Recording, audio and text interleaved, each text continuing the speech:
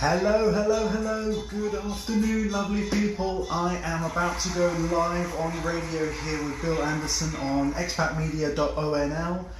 You're joining me live on Instagram for the first time, where you'll be able to listen in as well for the same thing. So I hope you enjoy the show. You're joining me here in my studio in Calahonda. So this is our new location, my new top as well. Looks very cool. I don't know if you can read that backwards. But I'll let you figure it out. If you can read what it says, put it in the comments. Today we are talking about degenerative disease and what you can do about that and how you can help yourself as well. Okay, so very, very soon I'll be going live with Bill, whose voice you'll be hearing as well. But you won't be seeing him, of course. If you've got any questions, put them in the comments, obviously. If you like what I'm saying, throw up some hearts and thumbs. Wave, say hello, I'd love it. It's my first live actually on Instagram, so it'll be interesting to see how this goes as well. Alright, just going to change the setting here. No, that's fine. Good. Oh, I like this filter. Let me know if you like this one. I do like this one. This is a cool one. Nice. That's the music you could hear for the intro to this show, so it's quite special.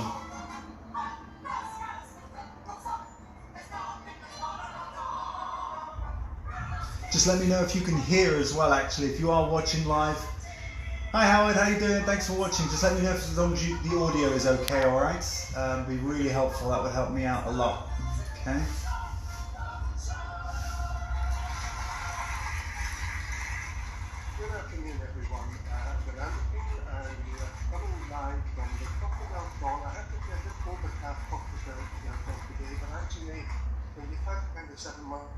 Sunshine and a little bit of overcast goes out quite well. I am delighted to welcome back Marcel Salazar. Welcome, Marcel. Thank you so much. I'm happy to be back. You've been a very busy man recently, haven't you? Because you've just moved premises. I have. I'm now based full-time here in Calahonda, which is very close to where my original clinic was, but I always had a base here in a gym, which is the Alamar Fitness Centre. And now we're here full time, and it's rocking and rolling. It's very good, very, very good. Yeah, I mean, I imagine all these people doing the exercises are always pulling things and stretching things. This is true. This is exactly true. This is what happens, and it tends to happen when you are perhaps overdoing it and not recovering enough. That tends to be the time when it happens. But yeah. Yeah, well, you know, I read somewhere that 100% of sports injuries result from doing sports. That's correct, and you're absolutely right. And I heard somewhere that 96% of statistics are made up. So, I mean, you know, what else? Well, you know, I've recommended you to a couple of people. You have. And you know, I'm always a lot more confident lending someone when I've actually tried them out myself. Absolutely. We're both therapists. And you did do a little bit of work on my knee for me, which actually it's great. It's great. Fantastic. Doing arthritis. Fantastic. But I have to say this. I did say I was going to give you a hard time for this. You really need to work on your bedside manner. Oh, come on. I mean, come on. Saying to a paying customer, a paying patient, you're quite supple for an old geezer. It depends who you ask. I think that is a massive compliment. But it does depend who you ask and how you say it. So, you know. I will take it as a compliment. Absolutely. And let's face it, I mean, you did feel good in my hands, Bill. I mean, you did. I'm not even going to answer that. No, let's not go there. Yeah, let's not go there. Marcel, we're going to talk about a couple of things today, but it's under this heading of degenerative diseases. Yeah, absolutely. I wanted to hit on this. Yeah, I wanted to hit on this topic because it's very important. It becomes a real problem, to be honest, for most people over the age, shall we say, of 50. It becomes something that is relevant, but it can affect anyone at any age. And to be honest, what I wanted to do was firstly define degenerative disease. So that basically means something that gets worse over time. That's all that means. So it's just something that changes and gets worse over a period of time. But there are many, many different types of degeneration. Is that different from chronic disease? Talking about degenerative and chronic, is there a difference there between the two things? No. So to define the two different things, so chronic simply means that you've had a given problem for more than a month in duration of time. Okay. Degenerative disease means that this is something that gets progressively worse as time goes on. So they're two slightly different things. Yeah, so the chronic might be there for a very long time, but not actually necessarily get worse. Exactly. That's exactly right. Yeah. So that there is a degeneration of something. Absolutely. Yeah, that's absolutely right. Exactly. So just to give, yeah. What things are you talking about? Yeah. In particular? Exactly. So there's a lot of them, and I'm just going to briefly go through the sort of the main ones, if you will, and then I'm going to go into more detail about the ones that are obviously relevant to me and obviously to my patients and so on. So there are autoimmune diseases such as rheumatoid arthritis, multiple sclerosis, etc. Then you have cancer, of course, which is a change. Then we go into cardiovascular diseases. Diabetes is one that can get worse over time as well. Gout is a particularly interesting one that it's in a subset of its own, and that can get progressively worse and be quite dangerous for your limbs and particularly your feet.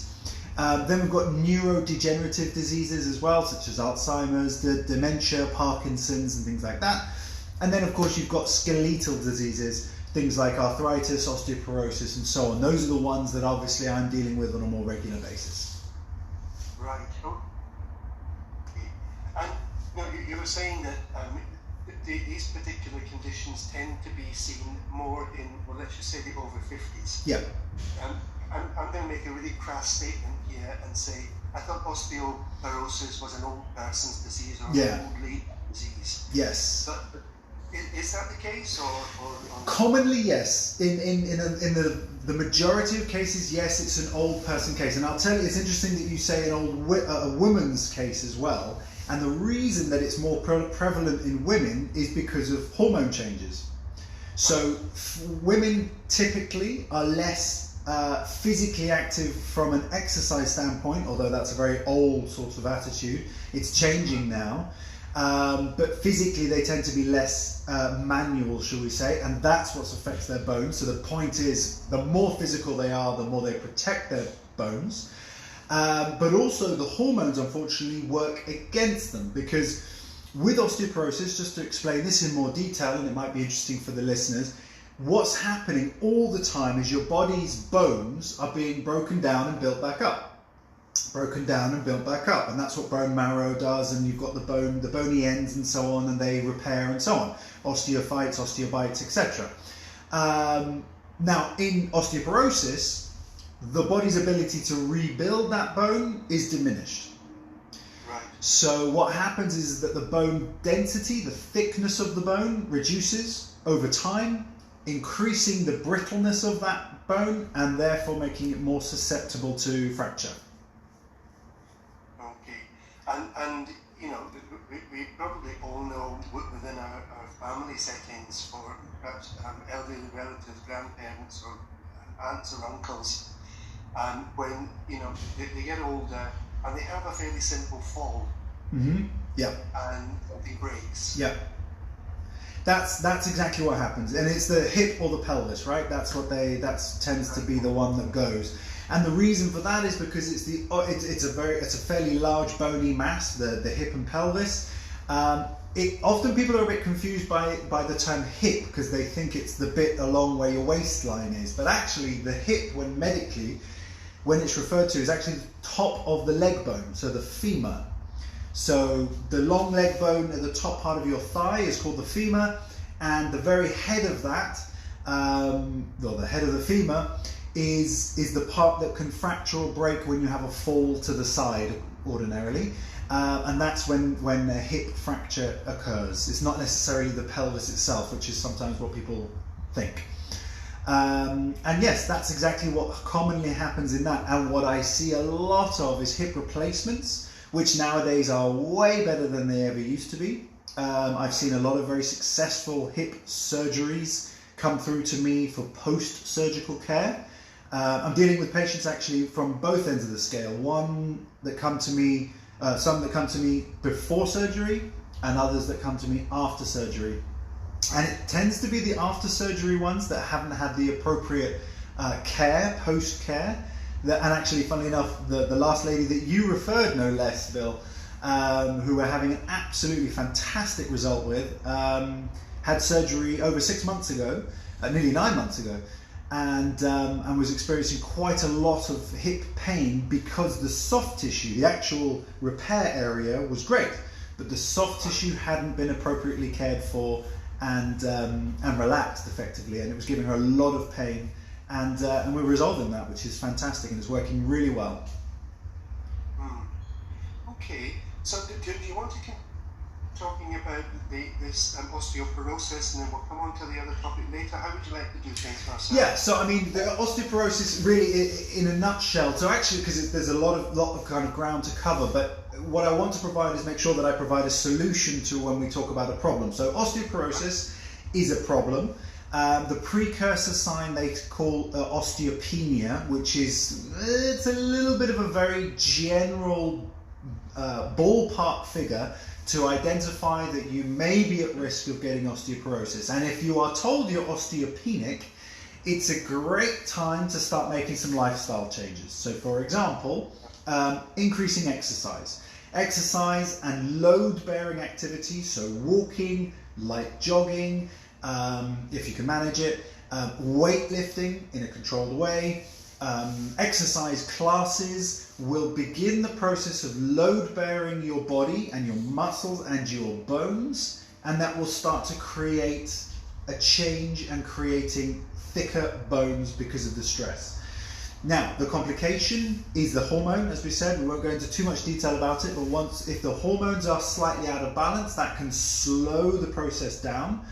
But the best thing you can do is supply nutritionally with the nutrients you need to build bones, and you also need to load the muscles and the joints and the bones in order for them to regenerate and to become thicker. That's the solution to osteoporosis, which can be reversed.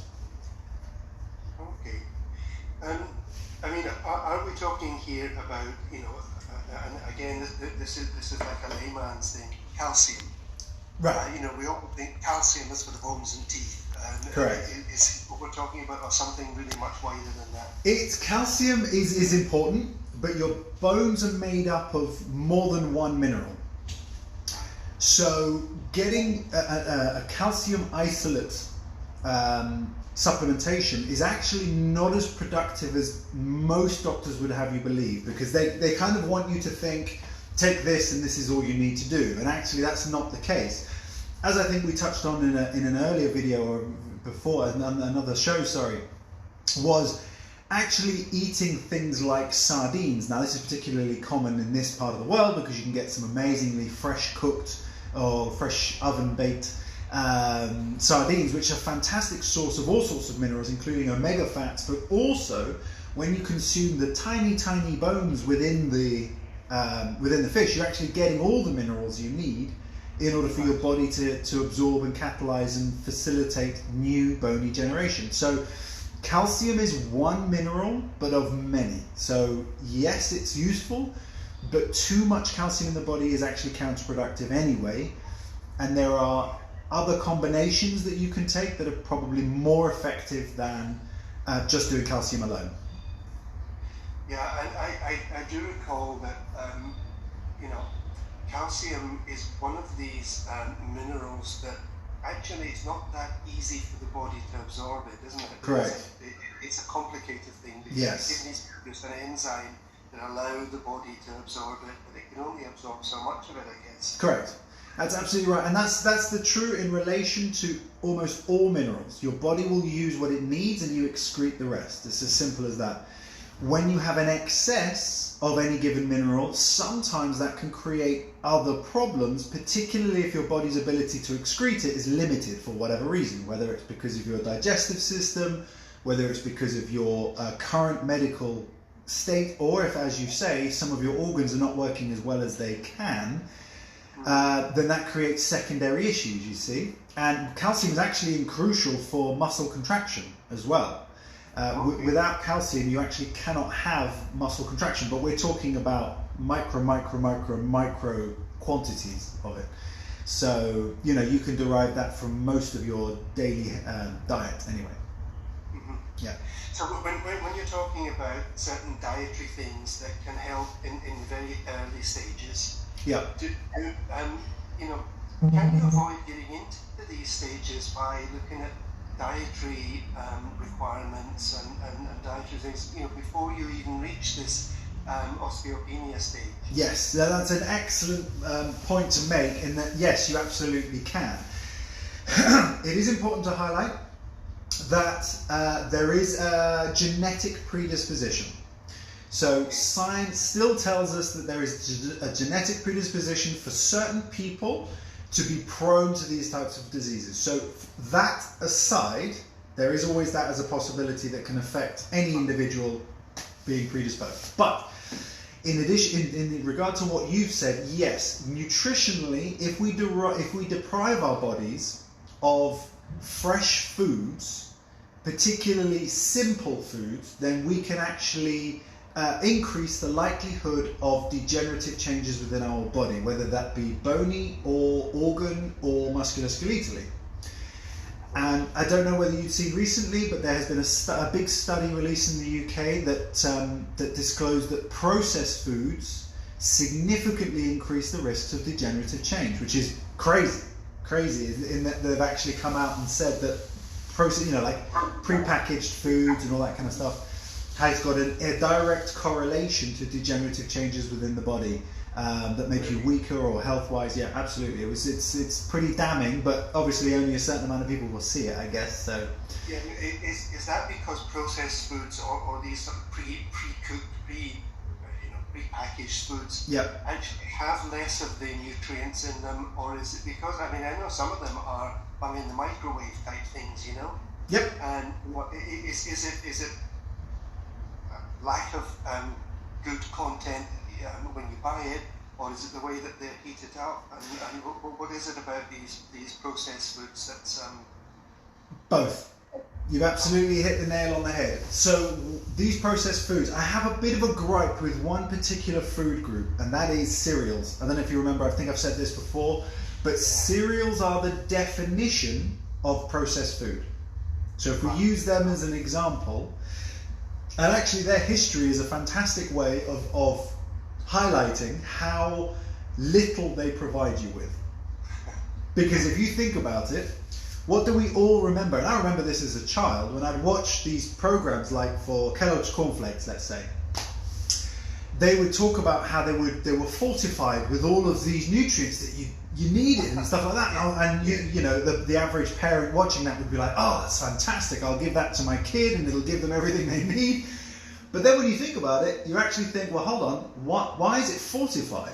Why does it have to be then put back into it? And it's because everything has been taken out. And cornflakes in particular, if you look into the history of cornflakes, and in particular Kellogg and his history, it's a fascinating history in that this was a mass-produced product to feed people in hospitals as cheaply as possible.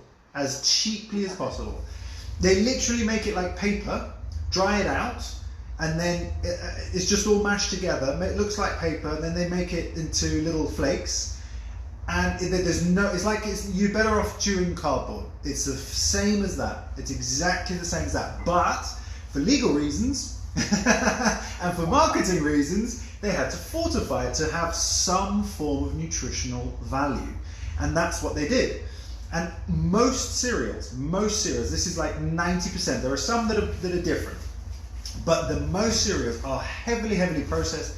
As a result of that processing, all the nutrients are extracted or lost through heat, through water, through rinsing, through chemical processing. And then they have to put it back in. But what they're generally loaded with is sugar and salt. Right. Both of those things will contribute to at least one of the degenerative diseases that I've already mentioned at the beginning. Yeah, well, I had some porridge today. Good man. Yeah. That's one of the best ones. Yeah, it has a lot of good qualities, and you know, because it's a kind of dull day here today, Vicky said, right, I'm going to make you some porridge. Well, that's because you and your lovely wife are very clever, you see, so that just makes sense. Porridge is one of the few, and it's an old school one as well. Porridge has been around for a long time, right? So, you know, and that's still one of the best sources, particularly of carbohydrates, but that's the simplest, cleanest, unprocessed cereal, because then you can also add what you want for flavor. You can add fresh berries, you can add a little bit of honey. Whatever you add is going to amplify the nutrient content.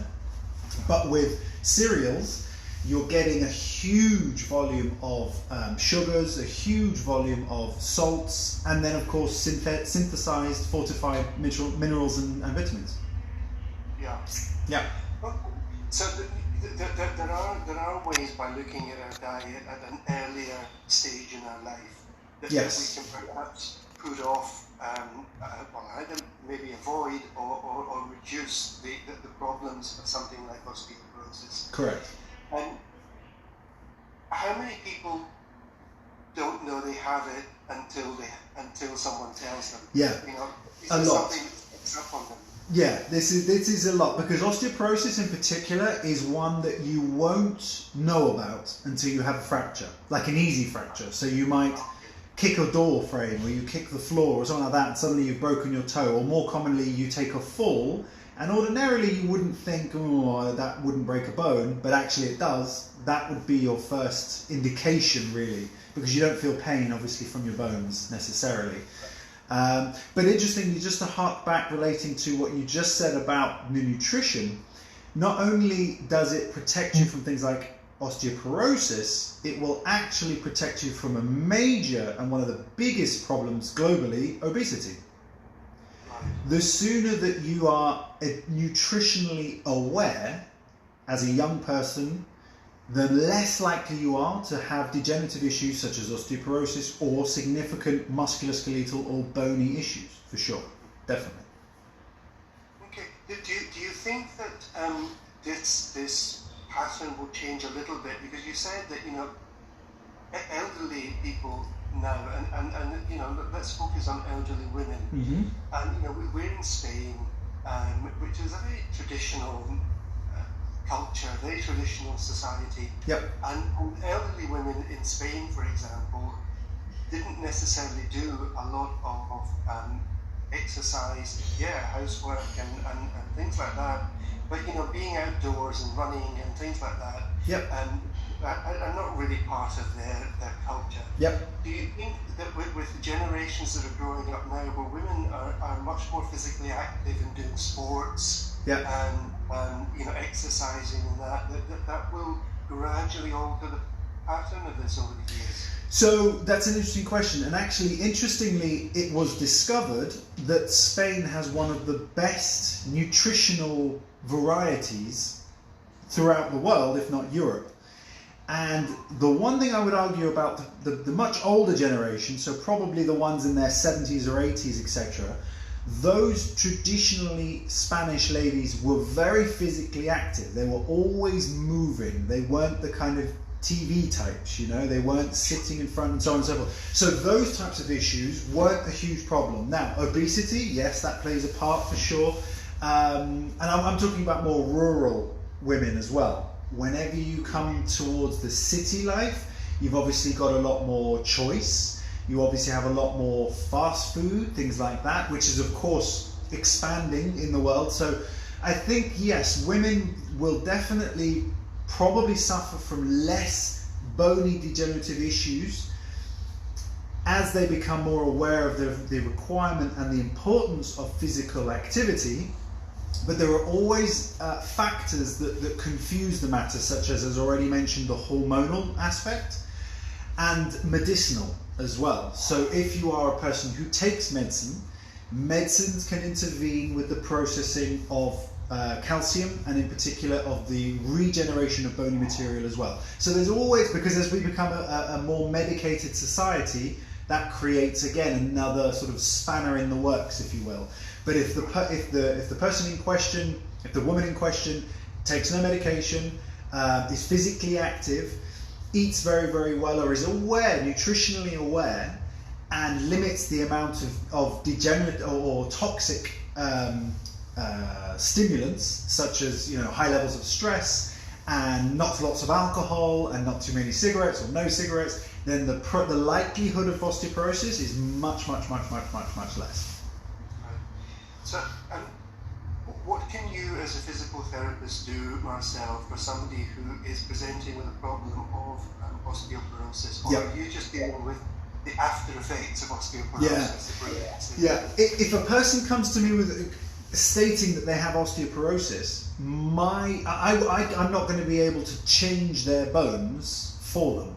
They have to do that themselves. So what I would do in this regard is I would coach that person and advise them on how to best load the muscles and the joints and the bones of their body to start the process of building them back up again, to facilitate that both exercise-wise and nutritionally.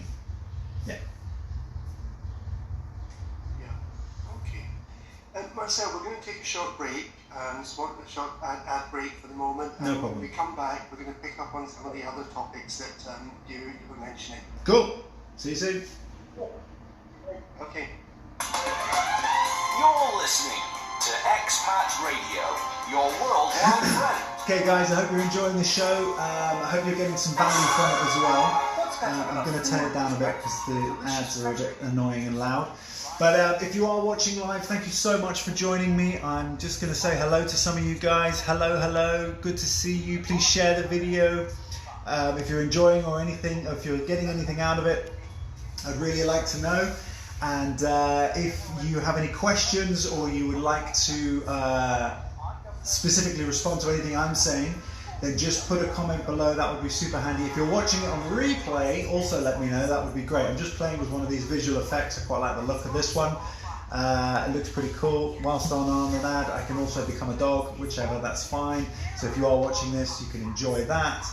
And let's see what else we've got here. Oh, I like this one. This one's pretty cool.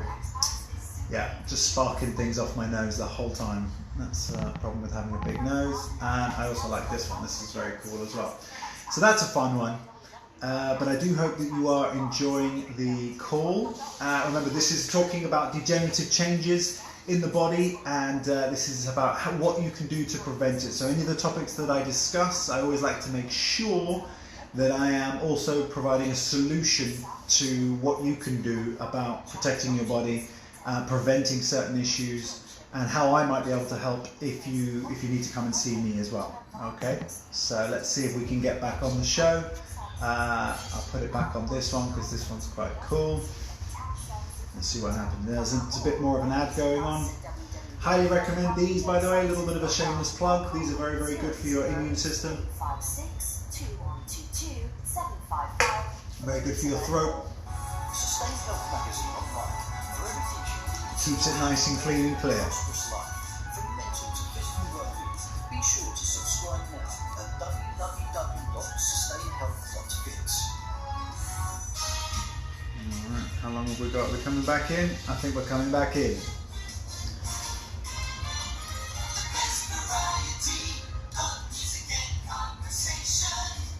You're listening to Expat Radio, beaming out across France and around the world. Welcome back, I'm Bill Anderson. We're coming live from the Costa del Sol. My guest today, my returning guest, I have to say, and thanks for agreeing to come back on a regular basis, Marcel. Love it. Marcel, who is a physical therapist, and we're talking today about degenerative diseases. Now, we've had some discussion about osteoporosis, and the other one that you suggested was arthritis, and I think this is something that a lot of people will identify with. Yes. Yeah, absolutely. And it's important to distinguish between the two different types of arthritis. So one which is called rheumatoid arthritis, and the other one which is osteoarthritis, for example.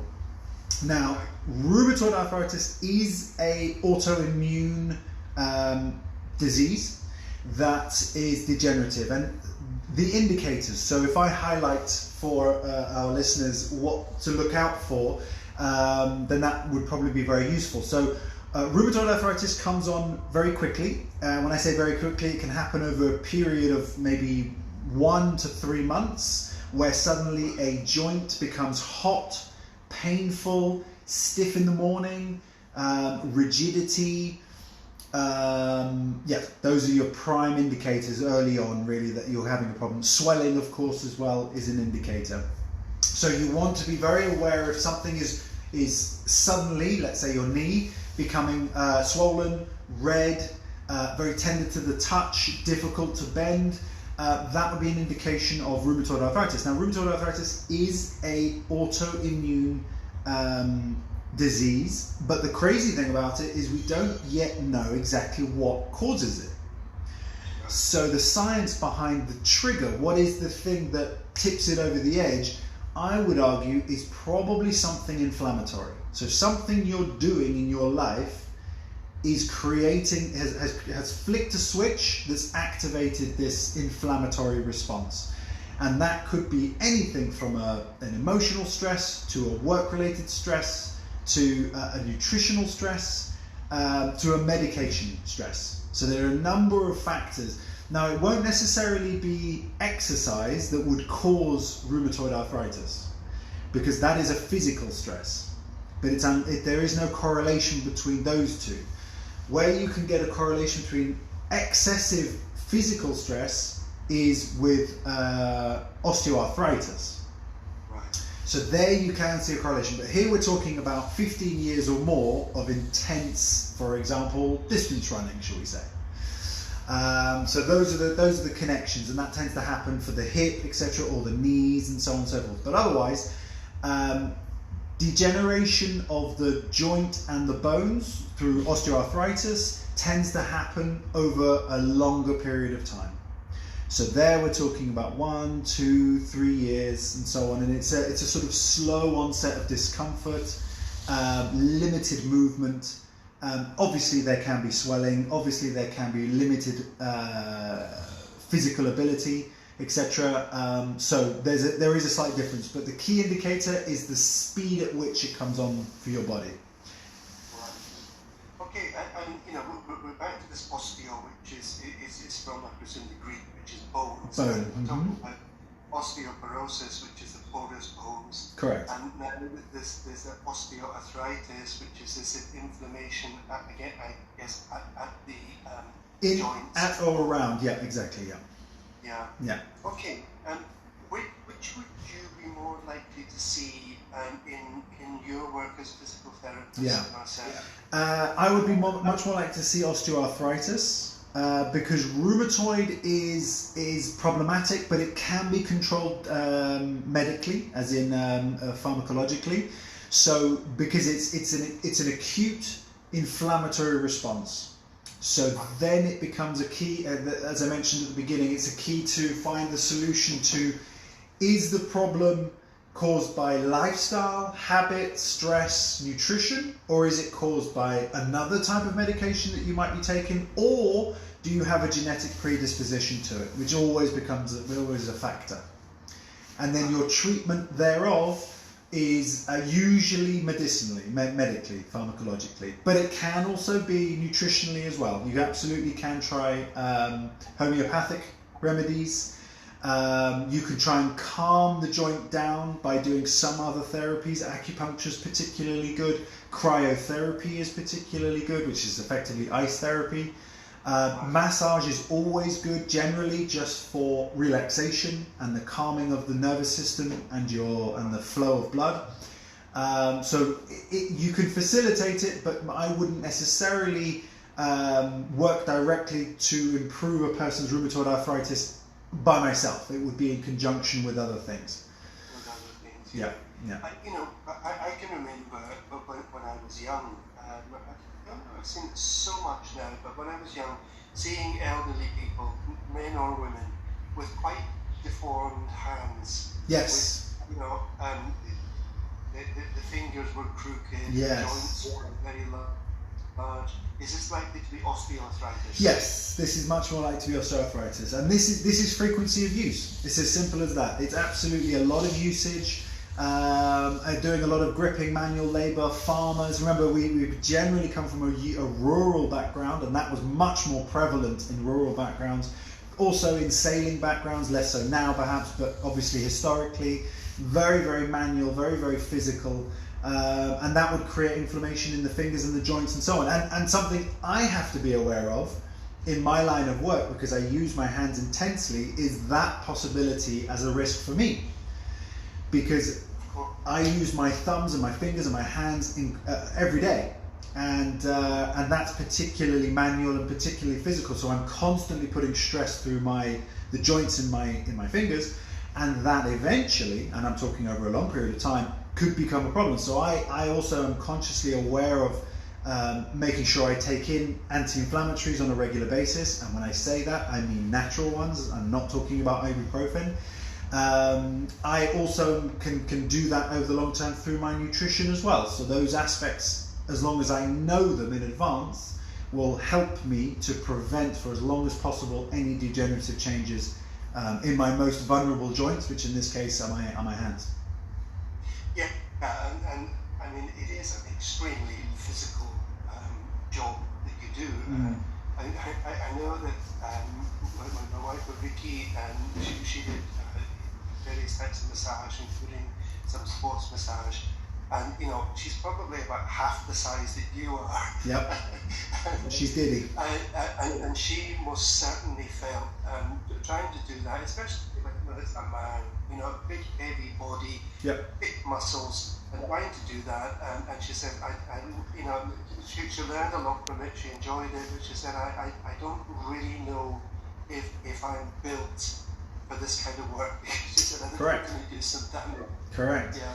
And that's absolutely right. And I tend to find myself working in bodybuilder gyms as well, which doesn't do me any favours at all, because you've got even bigger men and women with thicker tissue and strong muscles and so on. But that's my own fault. But absolutely, it's a very physically demanding job. And interestingly as well, from another standpoint, you also draw a lot of energy from the person. And depending on how that energy is, whether it's a very positive energy or a negative energy or an emotional energy, that physical contact is also very demanding on a practitioner's body. So that's another part of it that I'm acutely aware of as well, and make sure that I try and balance that out whenever possible, because it's important to be aware of, and you've got to protect against some of that energy, which doesn't help you sometimes. Sure. So, Marcel, when someone, you know, recognizes the early stages of osteoarthritis, and you know, you're saying that this is more likely to come about through almost like a wear and tear kind of activities over a number of years. Yeah. You know, is it a kind of sentence for them? Good question. To get stiff and start to get swollen and whatever, you know. Yeah. Is it just like, well, it's only going to get worse, or yeah, what's the story? It's an excellent question. Actually, it is not a sentence, but it does indicate that your body's ability to recover is not as good as it used to be, and you can facilitate that recovery by doing things slightly differently, perhaps. So some of the things I would definitely recommend would be flexibility. So as we age, we can probably all agree, if we're listening to this, that flexibility starts to decline. Yeah. Now, unless you're... My therapist said that I'm quite flexible for no reason. Your therapist did, but that's because he was trying to sweeten you up. He was trying to butter you up a little bit. So, you know, no, but that's because, and let's be honest, that's because you do have flexibility through your quads. Right. So your quads your quads needed more flexibility, but they were better than I expected them to be. Right. And that's because you do a lot of walking, right? You guys do a lot of walking, so the blood flowing through your quads is very, very good, but the flexibility needed to be better. And if we did that, what that will do in the long term is it will take the pressure off the connective tissue at the joint, making you less prone to degenerative changes in that regard. So flexibility is a big one, and how you choose to do that is I mean, that's definitely something I can help people with, because I'm always recommending for stretches, simple or complicated or things like that. They can be done daily, and they're incredibly powerful. And then, of course, nutritionally as well is also. I mean, we can talk about therapies and massage, but that goes without saying. Definitely, massage makes a big difference for blood flow and tissue relaxation. So that goes hand in hand, I should say, with stretching. And then nutritionally, things to take on board are omega oils and glucosamine and natural anti-inflammatories. Right. Those will help joints in particular. Right. So, a person has got osteoarthritis. For the people that come to you, Marcel, where are they most likely to have this? Or does it start in particular regions, or does it just go all over the body? No. How does this work? There are hotspots. The hotspots are the knees and the hips. Those are the hotspots for sure. Because if you think about their years of use, we could be talking 50, 60, 70 years, and that's not walking. That could be running, it could be tennis, it could be golf, it could be any mountain climbing. Excuse me. The sheer amount of work that they do is profound. Isn't it the case that people's lifestyles have changed quite a lot, and that we're far more sedentary in general? And more people are doing sports and things because they spend 8 hours a day on the backside. That's right. In front of a computer, and they feel they need to get out. That's right.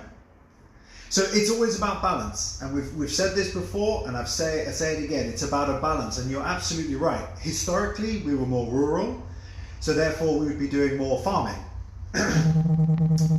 Nowadays, we're working in offices, and we're doing things that actually demand much less of our joints.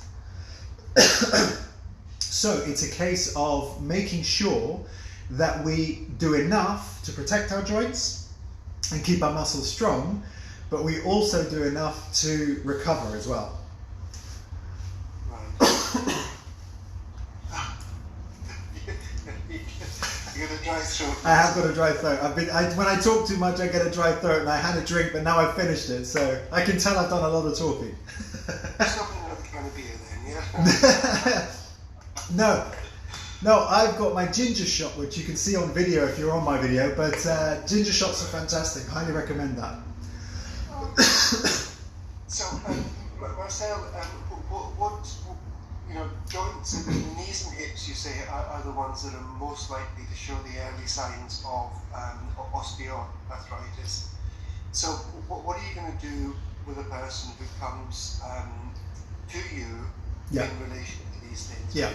Yes, there's a lot of pain there. Yeah. You need to look at it differently, don't you? You do, and it's interesting because actually what I would do is I wouldn't deal with the joint. Okay. I would deal with the area around the joint. Right. So very often what's happened, as I mentioned regarding flexibility, if we're talking about the knee, then probably 9 times out of 10, the quads, which is the large muscle on the front of the thigh, the hamstrings, which is the large muscle at the back of the thigh, is super duper tight. The calf muscle, which is obviously the one on the lower half of the leg, is very tight or hard, and that's translating to the knee joint and giving pain there. So that's what I'll look at. I'll relax the tissue, I'll increase blood flow, improve the range of motion through stretching and massage and deep tissue release, and that usually translates and correlates really nicely to the joint to alleviate pain, pressure, and so on, build up. Yeah. So is this generally, I know a couple of people personally that have come to see you recently, and they've come really with pain problems, and one of them is quite elderly. Is this one of the ways that you would be dealing with the kind of pain issues rather than the hip replacement or the broken knee or whatever?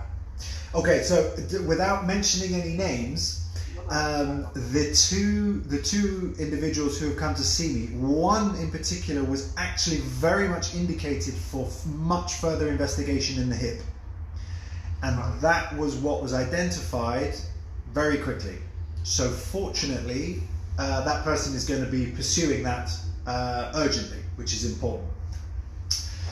The other patient was suffering effectively from overly tight muscles, and much more in relation to what we're talking about now, which is muscles that are not working appropriately. They're causing pain and giving signals because they're having to do the work that other muscles should be doing, and it just wasn't balanced. So what I've done is I've focused attention on the problem muscles, the painful muscles, relaxed them through various different therapy types, and a little bit of stretching at the latter end of the therapy as well. And it's worked an absolute treat. So if you were to speak to this individual, you'll probably hear good things because they're now able to walk effectively. Well, I've already heard good things. Okay, good. Excellent. Excellent. I've had very, very positive feedback. So, Great. What you're doing is most certainly helping them in a very effective form. Awesome. So what else would you like to sort of cover here, Marcel? Yeah, so one of the big areas that I see a lot of, and we haven't mentioned, is spinal degeneration and shoulders. Now, spinal degeneration is super duper common. Now let me explain. I'll tell you what shocks me quite a lot is when I get patients coming in and they bring me their medical documentation and it's very technical, and I ask, has any of this been explained to you? And 9 times out of 10, nope, no idea what this information, what it even says, and I definitely don't understand it. So it's like, okay, well, let me try and give some clarity. So a lot of the time, our spines will begin to compress as we age, which is why we get smaller. Okay, so, and the reason we get smaller is because of gravity constantly pushing down on us throughout the day. Now, we're always taller in the morning than we are in the evening, and that's the reason. That's a proven fact, and that's the reason. And the reason is because obviously overnight we laid flat, we've allowed our spine to stretch out a little bit. The discs in between each of the vertebrae, which are the bones of your spine, have slightly expanded in size. We're talking about a fraction of a millimeter, but obviously through compounding and accumulation, that can result in 1, 2, 3 millimeters. And you'll be taller in the morning than you will in the evening. But over time, that can have an effect on the discs in between the vertebrae. And so what can happen is that you can have what's called a disc bulge or a disc herniation. Now, some people have probably definitely heard of that. Some people are probably experiencing that. Yes, so yeah. Now, that condition is very, very common in that two surfaces, and I'm using my hands here, using my knuckles facing each other, in between these two knuckles are the discs, which is made up of a viscous material, a bit like water, but thicker than water, in between each of the vertebrae, and that disc can sometimes pop, it can sometimes bulge out to one side, or forwards or backwards, and when it does that, it can create pinching or impingement on the nerve root, which is the direction that the nerves pop out from your spine. And then, of course, you're going to get pain, you can get limited movement. The more serious situation in relation to that is if you have tingling or burning in one of your legs. One of the key indicators is if you have bodily function, loss of control. That's a more serious condition. But you would obviously know that that's not good if you can't control that happening. And then, of course, the more serious from there would be loss of sensation on your legs, at the back of your legs, the front of your legs, your inner thighs, and then muscle function, etc. But obviously you would escalate that through knowing that. But that's what would indicate as an issue stemming from the spine. But what I see is people with a lot of pain in the lower back from compression of two vertebrae collapsing onto one another. Right. But this must be very delicate and complex work to do because,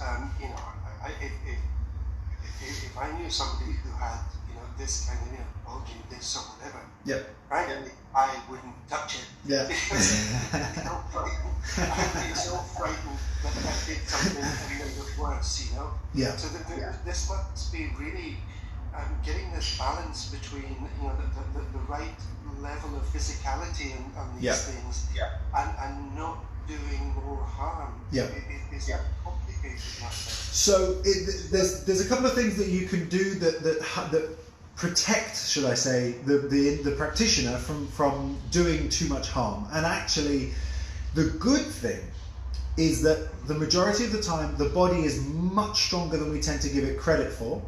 So you can do quite a lot of superficial muscular work. You can do some light pressure through the spine that gives an awful lot of relief and doesn't create any further damage. There are other things you wouldn't want the person to do. For example, it's contraindicated with somebody with a compressed nerve or herniated disc to jump, skydive, go on a roller coaster, for example. Now, those are fairly obvious things, but you'd be surprised the amount of times that some people do that. But there are other things you can do, like using an inversion table and using the effect of gravity against itself. Have you ever heard of do you want me to describe what an inversion table is? Well, I can work it out, but you describe it. You effectively hang upside down like a bat, allowing gravity to work in reverse. So instead of you pushing you from your head down, it pushes you from your feet down, and then everything becomes slightly elongated. And that's effectively traction. So there are ways that you can use equipment like that, or what I will do is I will use the effect of gravity and or traction to create space in between the vertebrae, and that's something I will do in my therapies with people who present with herniations, disc bulges, things like that. Very, very light movements and what's called manipulations, but effectively relaxing the muscles and the nerve roots around the problem area is very, very effective as well to help relieve pain, give more movement back, all those types of things is very, very, you can do an awful lot despite the person having what appears to be quite a serious issue. And that's the advantage. The disadvantage, the thing that's useful that I always recommend is if a person is able to get some scanning done, then you can identify the level of the damage. That's what's really difficult for a practitioner to assess. The level of the damage is very difficult because we can't see in the spine. We can feel, we can see what it does, we can see what direction the problem might be going, but seeing the exact level of it is best done through scanning technology, which is obviously MRI, CT scan, sometimes X-ray, things like that. Yeah. Is it more complicated? And I asked this from a family member who had a mountaineering fall. When the disc doesn't herniate out the way, the disc herniates inside. Yep. And are we talking surgery here, or are we still way off? So surgery is indicated. So that's a problem because that's going in towards. I'm guessing was this lumbar spine, lower spine. Yes. Yeah. So that part of your spine is the thickest, the strongest. It's the most load-bearing area, and that's the most common area to get herniations. But it's not that common to go in that direction, forwards, as it were, towards the abdomen. Surgery is indicated when the person's life is being massively impeded. So if they can't walk for more than 15-20 minutes, if they're in constant pain, if they can't barely move, those are all indications for surgery. That's after attempting therapy as well. So if they've tried those avenues and it's not working, then surgery would be indicated. Now, the surgery they would do, 9 times out of 10, is what's called a spinal fusion, which is where they effectively try and shave away and get rid of the disc, suck it out, and leave the 2 vertebrae collapsed together. And the fusion means that there's no longer any movement of any sort between that vertebral junction. On the other side, if the herniation is not too extreme, what they can do is they can shave off the bit that's sticking out and then leave it as it is, which is the ideal one because it still leaves a little bit of the disc in between the 2 vertebrae. That's kind of the one you want. And when you're very lucky, and there are new therapies where you can actually inject fluids into the discs. That science is still not quite there yet. There's also some science in relation to stem cell technology, which is also an amazing science, but again, not quite mainstream, shall we say? Yeah. Marcel, our time has gone again. No. Oh, we're done. Oh my goodness. I'm afraid it has. Can I say thank you so much for joining me? Of course you can. You know, I find you a mine of information, information about things that I think are relevant to all of us to one extent or another. Fantastic. Thank you very much for joining me. At the end of next month again? Yes, absolutely. We will absolutely speak again. That was literally my next patient just calling me there, so the timing is bang on. Thank you so much. Have a great weekend. Thank you so much. Same to you. If you're listening in at the moment, please enjoy your weekend. And we're going to go out with a nice song from Neil Diamond. Awesome. Thank you so much.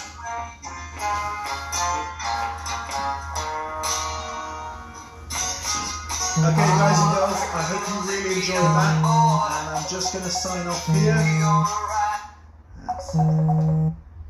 Hello, Hans.